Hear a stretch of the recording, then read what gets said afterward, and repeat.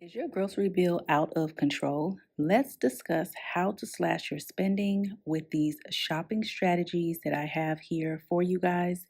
And let's just talk about in general how much groceries or food prices have risen over the last 5 years. So it says from NerdWallet, food prices rose 28% in 5 years. Here's why. And this is just basically an overview. I can do a separate video going more in detail regarding this.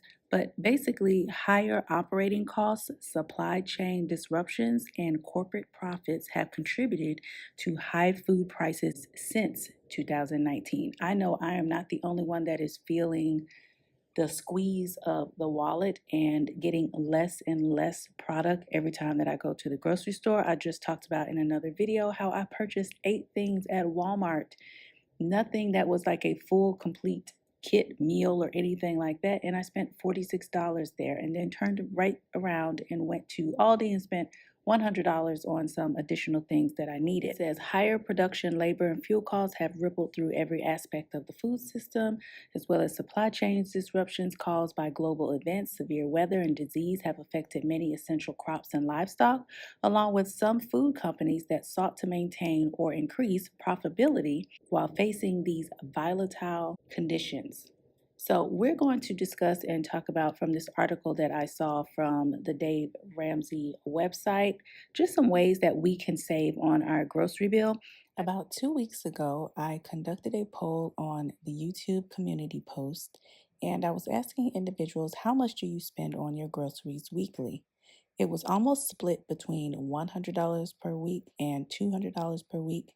There were a few individuals that stated they spend about $300 per week. And then also the last category, which is clipped off here, is $400 per week. And that was also at 5%.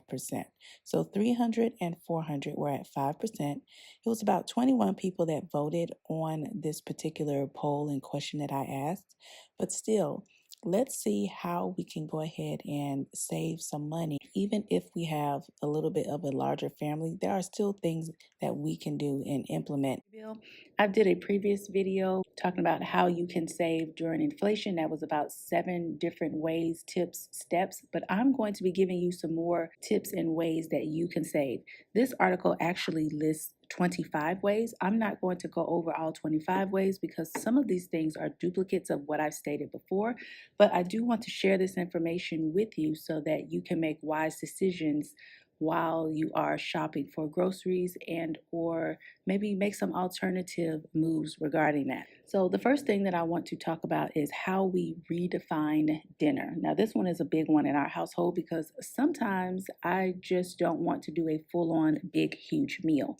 So simple is the best method for me. And the article lists talking about breakfast for dinner. I mean, come on, who wouldn't want breakfast for dinner? That could be chicken and waffles, that could be eggs and French toast, that could be sausage with eggs or biscuits. As long as mouths are being fed, hey, who cares at this point?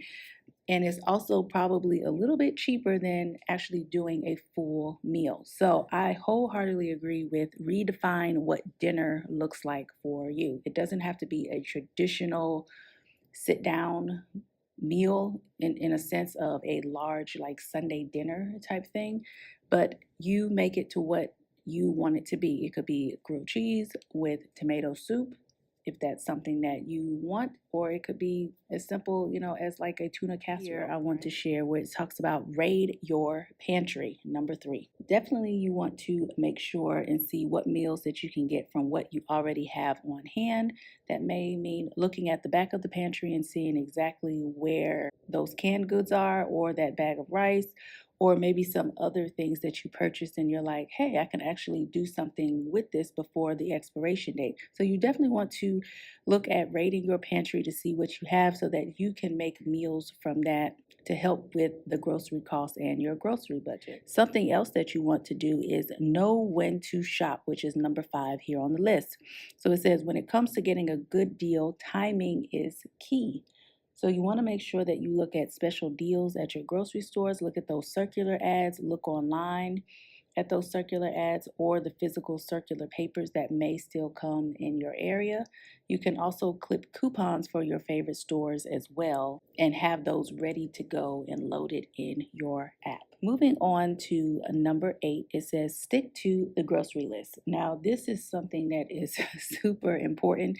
You want to eliminate as much as possible those impulse buys because they will get you every single time. So that is why it's so important to have a list before you go to the grocery store, and that way you know exactly what it is that you want to pick up and that you want to get, and stick with the list. Number 9 says curbside pickup. Now, this is something that I personally do not do. I did do it quite a bit in 2020 when everything was shut down. I would order my groceries through Instacart and then go to the curbside pickup in order to get it. But I do know of 2 individuals that pretty much do this all the time. Britt from Plan Your One Life and also Desi from I Desire Wealth. Make sure you go and check out their channels, but they always do curbside pickup. That is a great way also to get the items that you need and not do that impulse buying. Also, do make sure that you factor in that there may be a couple of extra charges because remember, someone else is doing the grocery shopping for you.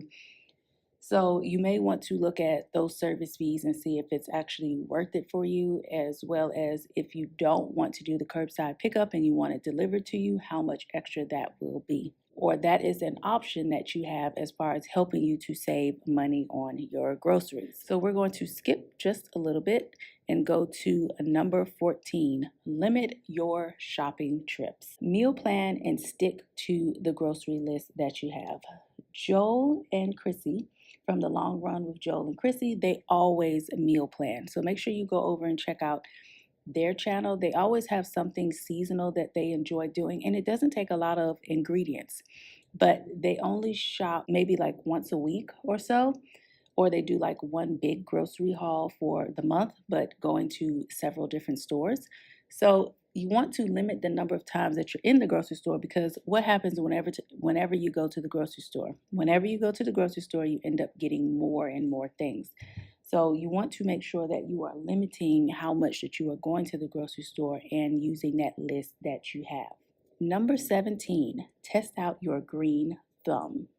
So this would be great. And this is something that you can get your children involved in as well. You can plant a garden in your backyard or have some herbs that you are growing inside your house in your windowsill.